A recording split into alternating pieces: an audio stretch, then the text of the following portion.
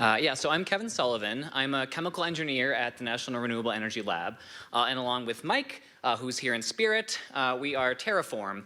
And I'm excited to talk to you today about the textile recycling technology that we've been developing in the lab. So I'd like to start here with a picture of the Atacama Desert in Chile, where every year 40,000 tons of plastic or of textile waste get dumped. And I'd just like us to reflect on this for a couple seconds. I'm going to count us down. In just that amount of time, 100 tons of textiles were landfilled or incinerated. That's about a dump truck's worth every second. And so clearly, this is a waste stream that's been poorly managed. Oftentimes, landfills won't even accept it due to toxic dyes and other additives, so it ends up getting illegally dumped in the desert. And so I hope that we can share our strategy to help work on a solution to help bring places that look like that to instead look more like that. So we've talked, several other teams have talked about the issue of waste plastic pollution, but something that gets talked about a little less is the issue of textile pollution. Like I said, a lot of these are not even accepted in landfills, and they're produced on a massive scale. And a large amount of textiles are actually plastic-based, so they're polyesters, and the amount of textiles that are polyesters is increasing every year. And 92 million metric tons of this textile waste gets produced and thrown away each year. Bringing that closer to Colorado, in 2017, 387,000 tons of textiles were landfilled with a recovery rate of about 0.3%. So this is clearly a waste stream that's being unaddressed, and we're hoping our solution can offer an alternative. So textiles are hard to recycle for a lot of reasons. There's issues with collection and sorting, but also there's issues on the technological side.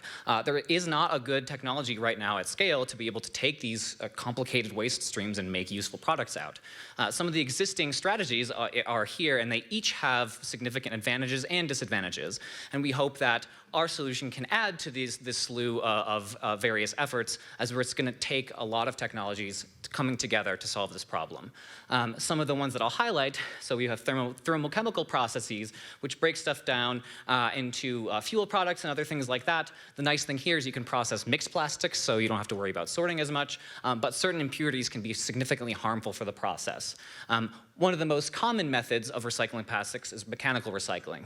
This reforms plastics physically, so you break them down and make another plastic. And this is cheap and accessible. However, each time you do this, it has worse physical properties, and so you can only do that a certain number of times. And then we have other approaches, such as solvolysis, which actually break down the plastic into their chemical components, which you can isolate and make new plastics out with properties that are similar to the original polymer. And existing approaches, however, have not found economical solutions due to high costs and energy inputs, and also requiring relatively clean solvents, clean starting materials. However, we offer a new technology based on oxidation. And this is the way, we're repurposing the way that nature tries to break down these plastics through using the oxygen in air.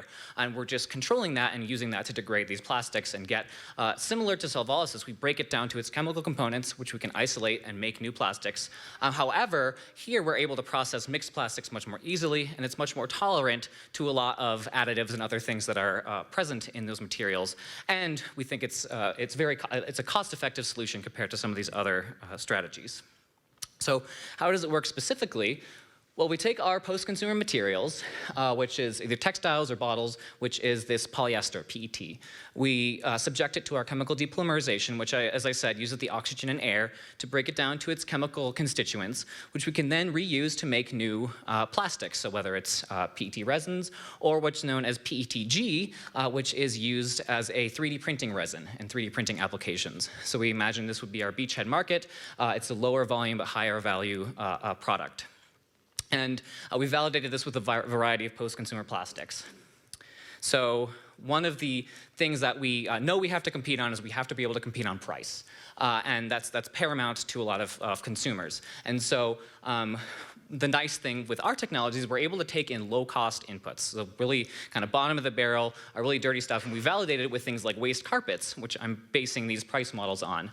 And another nice thing is we can base our cost estimates on processes that are already industrially scaled. So this Amoco process is what our technology is based on, and we've estimated our cost per ton of PET produced to be about $1380 per metric ton, which if you look over there is cheaper than the price of virgin PET right now. So we think we can make, that's not supposed to say profit, that's supposed to be the difference between the PET that we make and the virgin price. And there's analogously that for the PETG that we produce.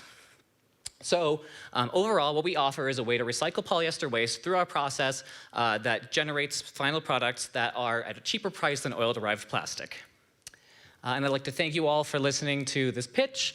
I'm excited for any questions. And then I'd just like to end with, over here at the other side of the Atacama Desert, there's a statue that's been erected of a waving hand. And I hope that with your help, we can join together in waving goodbye to textile waste in the desert. So thank you.